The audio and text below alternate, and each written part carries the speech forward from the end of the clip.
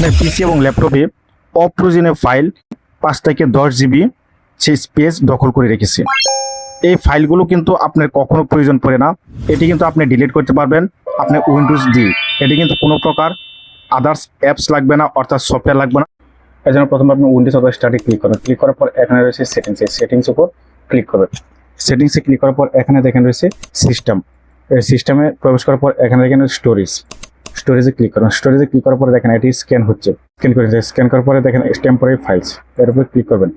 Click করার পর এখন দেখেন স্ক্যান করছে। স্ক্যান করার পর এটি কিন্তু সে অটোমেটিক্যালি কোনটি কতটুকু ফাইল, এই দেখেন উইন্ডোজ আপডেট ক্লিন আপ দেখেন। এই কারণে কিন্তু আমার 6 জিবি জায়গা দখল করে রেখেছে, এটি আননেসেসারি।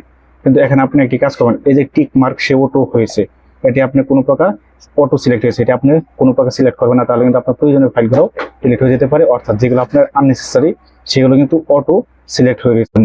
এখন কি করবেন, এই দেখেন এই যে রিমুভের উপর ক্লিক করবেন। এটা কিন্তু আমি প্রতি সপ্তাহে 1-2 করে কিন্তু এটি মানে রিমুভ দিই, তারপরেও কিন্তু এইভাবে কিন্তু ফাইল আননেসেসারি ফাইলগুলো জমা হয়ে যায়। রিমুভে ক্লিক করবেন। রিমুভ ক্লিক করলে কিন্তু এটি আপনার পরিষ্কার ক্লিন আপ দেখেন, এটি কিন্তু সে ডিলিট হচ্ছে। যদি আপনি প্রতি 1 সপ্তাহ পর পর এটি করে রাখেন, তাহলে কিন্তু আপনার যে সি ড্রাইভটি রয়েছে সি ড্রাইভটি খালি হয়ে থাকবে এবং আপনার পিসি এবং ল্যাপটপ অনেক বেশি স্পিড বেড়ে যাবে।